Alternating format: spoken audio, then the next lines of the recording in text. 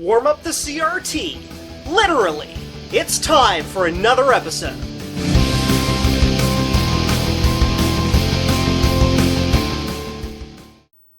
Welcome back. So today I'm going to be talking a little bit about the video generation system, or graphic system that I'm putting together for JCM-1. It's going to be mostly talking head, not a lot of actual shots of anything, because it's just one chip on a tiny board shooting video signals out. There's really nothing to the design yet. I'm going to be talking mostly off script here, but there'll be some fancy, interesting stuff later on, so hang in there. Trust me, I won't try to bore you to death. So let's talk about the project, or this portion of the project. So I want JCM-1 to be able to generate video in the same way that a lot of the old 8-bit computers used to do it, as an NTSC TV signal, or composite color TV out. Since I'm in the US, that means I need to use NTSC, because those are the kinds of monitors and TVs and things that I would have access to test that. I could use PAL. PAL actually is a little bit easier to deal with than NTSC.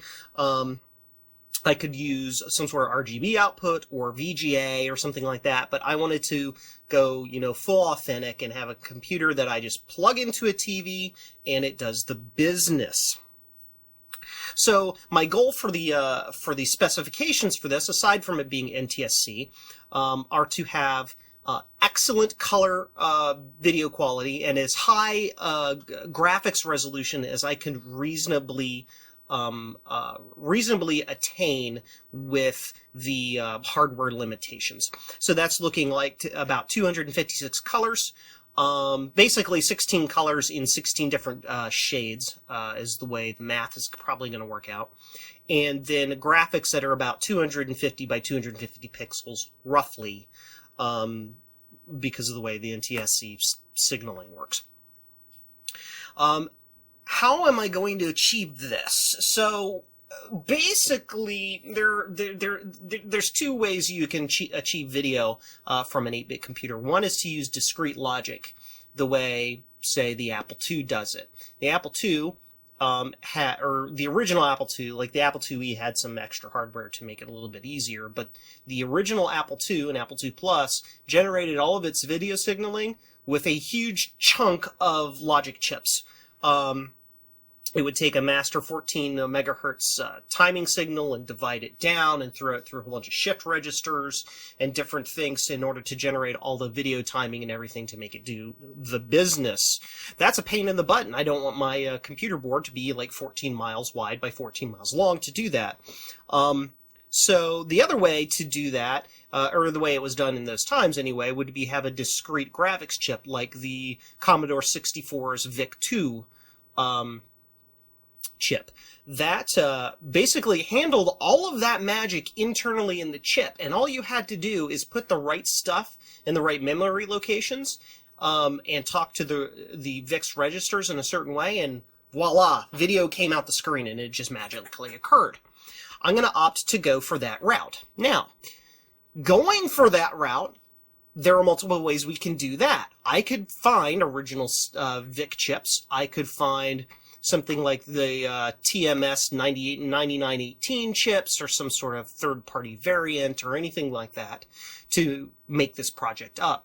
But I wanted to use something that was a little bit more universally, how can I put it, universally obtainable, and also products, chips, circuits, whatever, that would give me the experience of actually putting together, constructing that NTSC signal myself.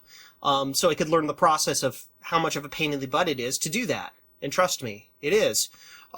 So what I decided to do was to use a microcontroller, or potentially more than one microcontroller. We'll see how the project pans out here, to generate all of the timing signals, all of the addressing signals, all of the everything required to create the entire video screen, so that JCM-1 almost runs as an independent computer separate from the video subsystem. And all it has to do is say, hey, video subsystem, go do that thing, and it'll go do the thing. So basically, like think of it like this. It's just this black box. This black box, I put commands in and video comes out the other side. So Before we get into the details of showing how this is functioning and all that, let's talk about NTSC itself and kind of describe at a 10,000 view how NTSC video works. Now, if you want to get into the super finite details of all the timing and all of that stuff, go look it up online. There's 450,000 articles, all of which are different, I've come to find out, that tell you basically how that functions. However, here's the overview. The video is comprised of a frame. A frame is comprised of lines.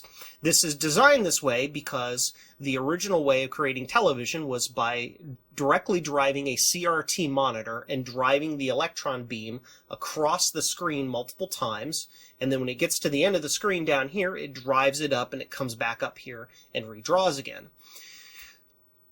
That is achieved by a series of sync pulses. Basically, for each line, there's a sync pulse at the beginning of the line, or really technically sort of at the end of the line, if you want to think about it, that triggers the electron gun to fire over and come back to the other side of the screen and draw across again. In between those sync pulses is encoded video that in the ancient days, before we had color television in the United States, it was basically just a black and white signal. It was a voltage signal between 0.3 volts and 1 volt that told you how bright the spot on the TV was. It was pretty straightforward. Very, very analog.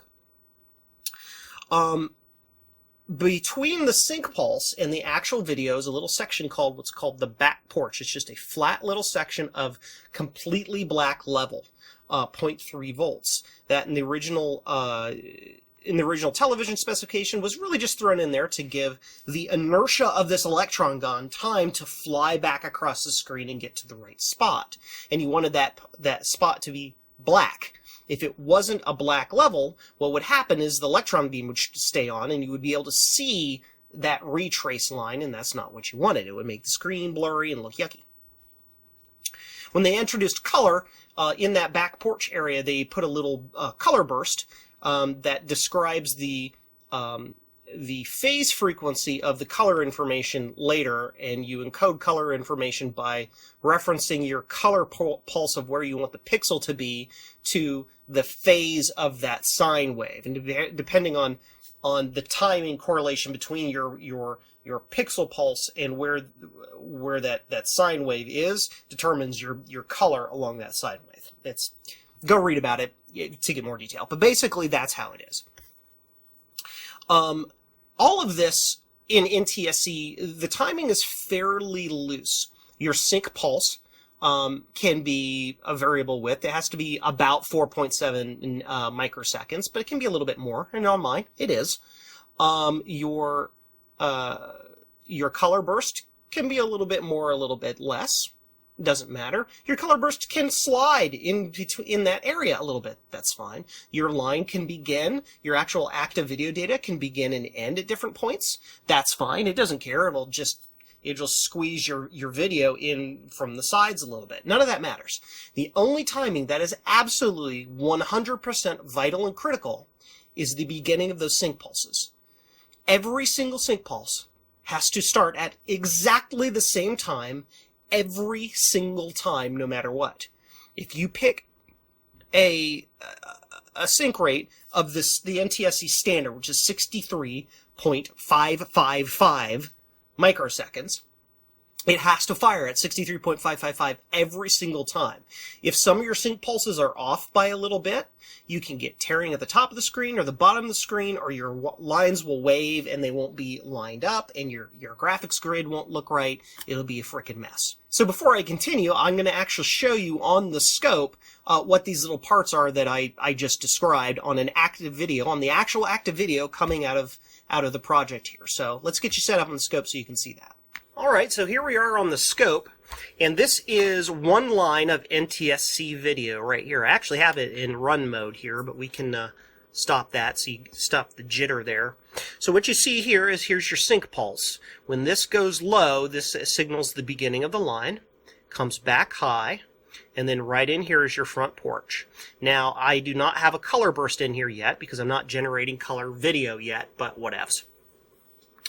We wait a certain period of time before we start our line, and here is the actual line video data. You can see I have a little bit of variation in different signaling here because I was playing with different kinds of video outputs to show on my screen, just to seeing how it worked.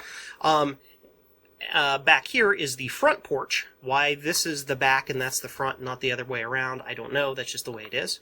There has to be a little bit of black here before the sync pulse comes back in. It has to be a couple of microseconds in there. Nothing like 13 microseconds. It's not super critical either, but there has to be a little bit of black before this pulse comes back in, and then it repeats. And then if I zoom out, you will occasionally see this open space fly through the signal here. That open space is the vertical sync, which I haven't talked about yet. Basically, the vertical sync is a long period of horizontal syncs with a big black area in it that tells the monitor, hey, it's time for you to sweep that signal from the bottom all the way back up to the top. So yeah, that's basically how that signaling works. Alright, now that's all well and good and super fancy, but what in the heck does all that mean? Well, that means if we're programming the electronics to do this, we need to make sure that those pulses come in at the exact right time. Now, this is where you see one of the advantages of having an all-solid-state system like, say, the Apple II does, where you're basically creating a state machine that counts an exact number of finite cycles, pulses, whatever you want to do, and it does everything exactly where it needs to do because the hardware has been constructed to do exactly what it needs to do every single time. And your timing is always dead perfect. However, I'm doing this with a microcontroller. Microcontrollers are program code can take random paths depending on certain conditional statements. Now, as we talked about, the sync pulses happen at specific intervals, and the video output happens at specific intervals. And then at the end of every frame, we have vertical sync pulses, the vertical sync blanking and all that stuff we have to deal with.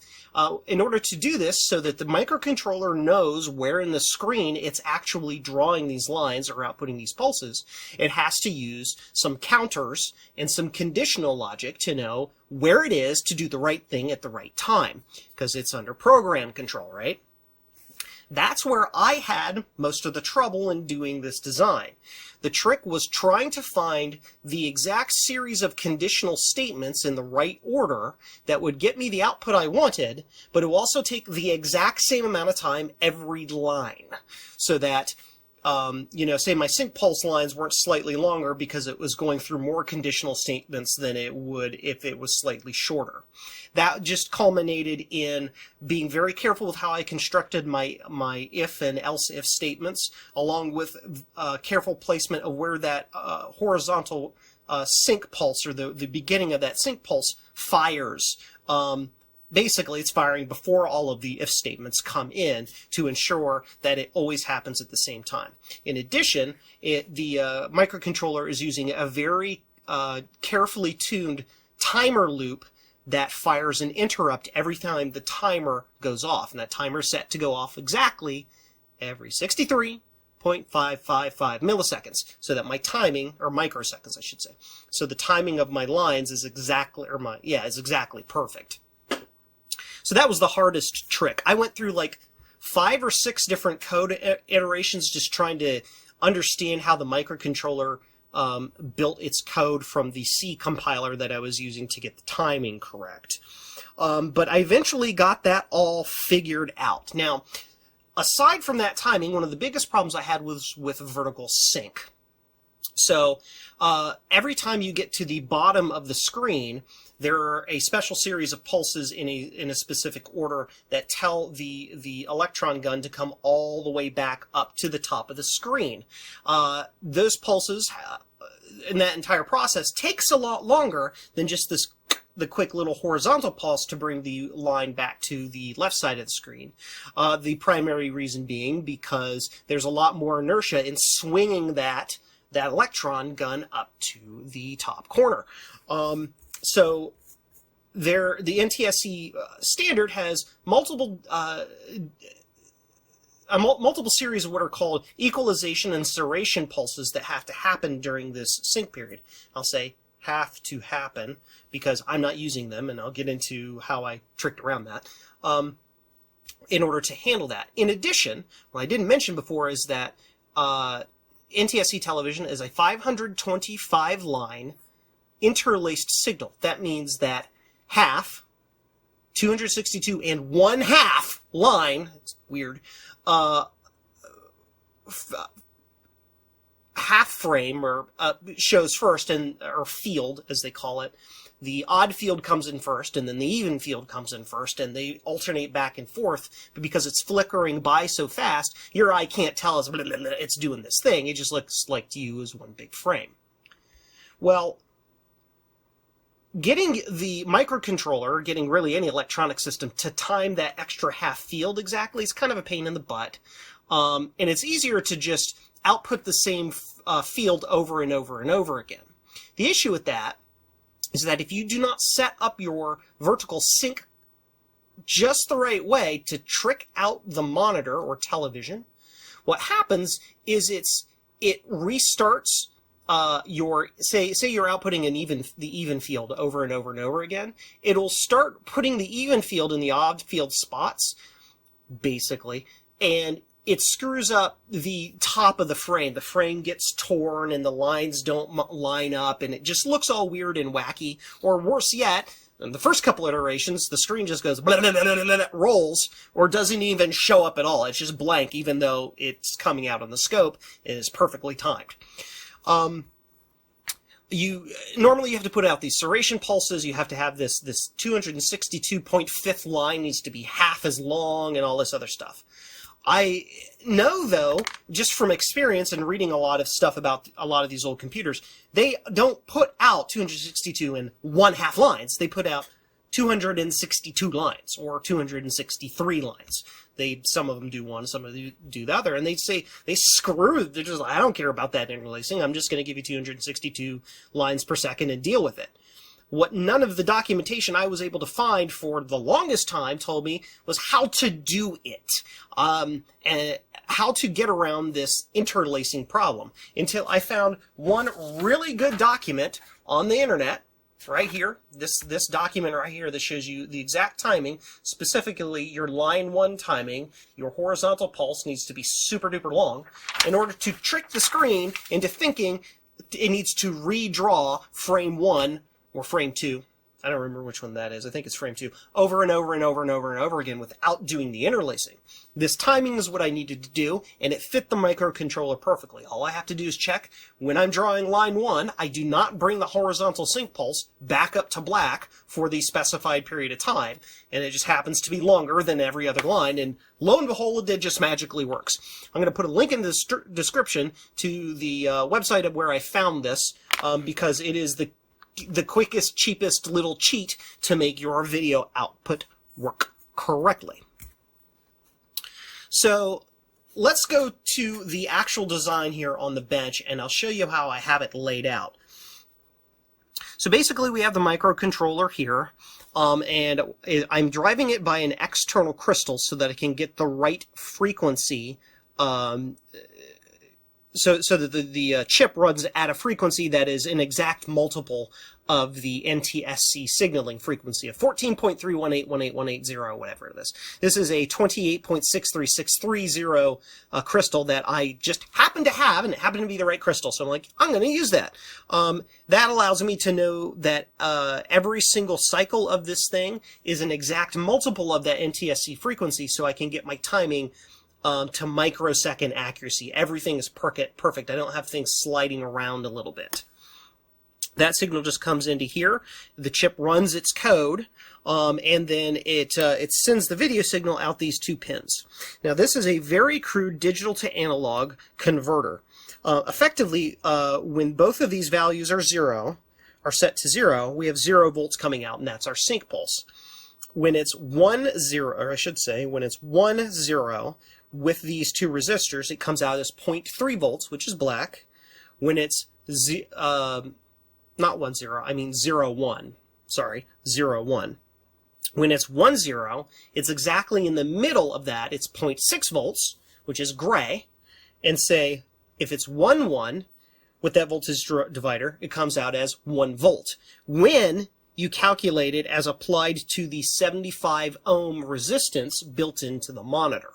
By itself, this voltage divider it divides it at the right ratios, but without that extra 75 ohms in the equation, it comes out as a value between 0 and 5 volts, which is to be expected, I suppose, because this is 5 volts. But these are calculated using a mathematical formula that I'm not going to bore you with right now. Go look it up on the internet. That tells you how to calculate this voltage divider to get what you want. And that's really all it's doing. At the specified timing interval, it is sending the pulses out this voltage divider with a specific binary pattern to the DAC here to tell it what voltage level to send out, and it sends it out, and that's really all there is to it. It's not really that complicated. So here's the actual video output that is being generated. The first few lines are some pixels being drawn as fast as the microcontroller can draw them using raw assembly language. And then these are the same pixels being drawn basically at the fastest rate that can be done by the C language interpreter. But yeah, it's just a series of dots in a row to make some vertical lines that go from the top of the screen all the way to the bottom. As you can see, yeah, it works and it does the magic. So what are the next steps to this project? Well, this is a very basic proof of concept that I really did for myself to ensure I knew how this was going to work.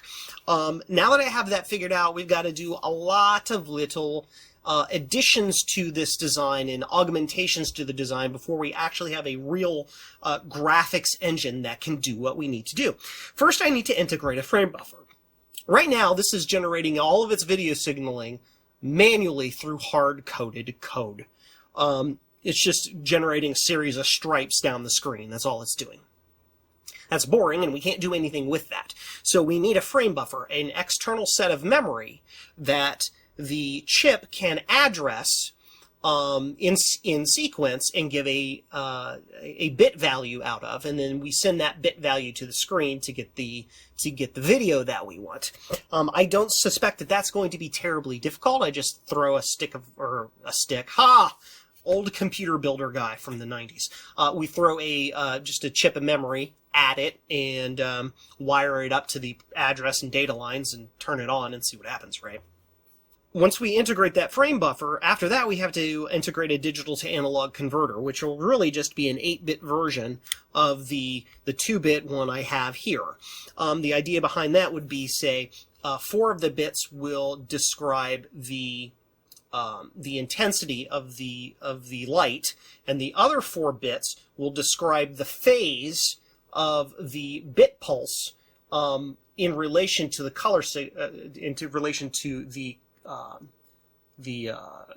color burst, the 3.58 megahertz color burst, to tell it what the color actually is. So 4 bits times 4 bits, that's 8 bits total. That gives you 256 colors.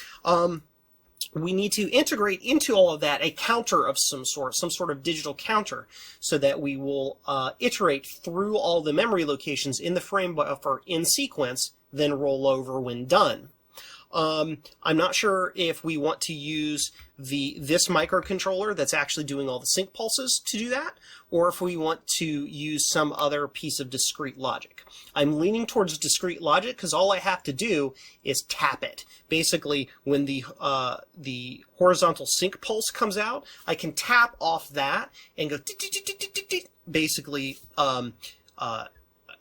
iterate that counter up pretty easily and straightforward without having to do a lot of code math in the chip.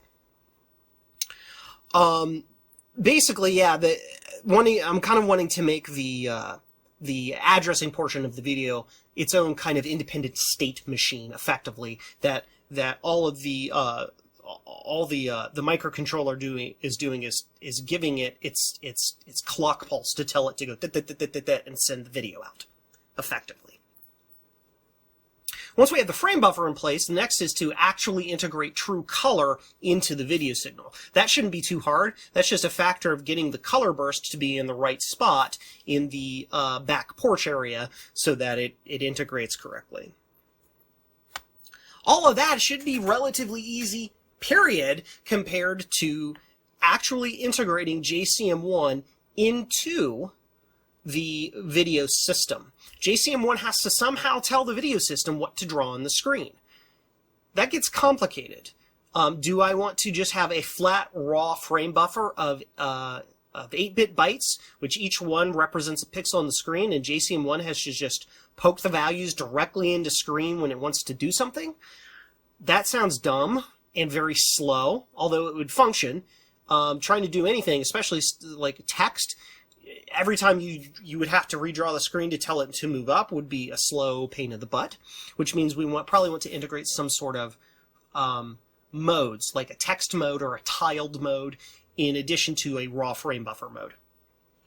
Integrating that into JCM-1 too, we have to tell it how to do what it needs to do.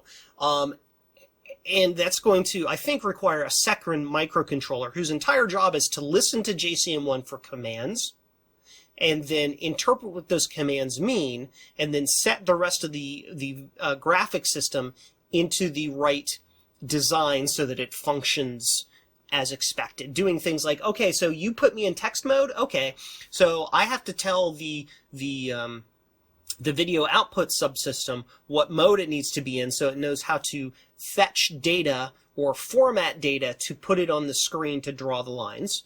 And then also pre-initialize the video memory so that it doesn't show up as random garbage on the screen. Some sort of controller that will handle that. So all JCM-1 has to do is say, hey, text mode, and the graphics subsystem just does the thing, right? After all that, then we start to get to do fun stuff.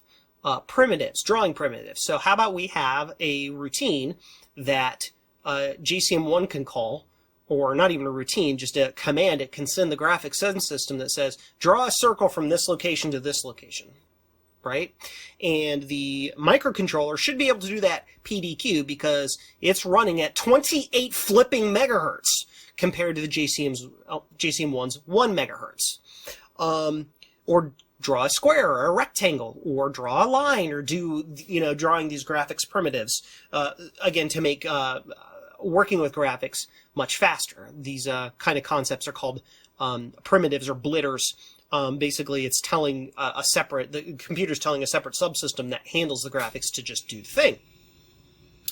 Dealing with alternate graphics modes, or alternate graphics modes. Say we want a black and white only graphics mode that allows me to have super high resolution, like 80 column text on the screen for a serial what's the thing I'm looking for, serial terminal type of interface. So you can have lots of nice characters on the screen. Different color modes, or not different color modes, or different graphic modes to have different sized pixels for whatever reason, I don't know. Having a sprite engine that allows me to say, okay, so here's the memory location for the sprites, and then I draw it with JCM-1 into the raw memory locations of where that sprite data is supposed to be, and then the graphics subsystem just handles the sprites and tells me about collisions, kind of like, the VIC-2 chip. Things like that to make, I don't know, programming games or graphical user interface or any of those fancy things really easy to do. Those are kind of the things down the road I am thinking of. Well, that's all I had for this quick little update. I wanted to show you where we were with the project. If you have any comments, questions, or anything, leave them in the comments below. I really look forward to all of your input. While you're here, hit the like button and subscribe and hit the bell and do all the YouTube-y stuff. It really helps the channel out. It helps me and the YouTube algorithm know what actually works for you guys so that we can get the right content out to you. Super thanks to all my Patreons, or my patrons on Patreon, who help me keep doing this thing. You are super appreciated. Well, that's all for today's episode. While you're here, check out some of my other videos, and remember, 8 bits are all you need.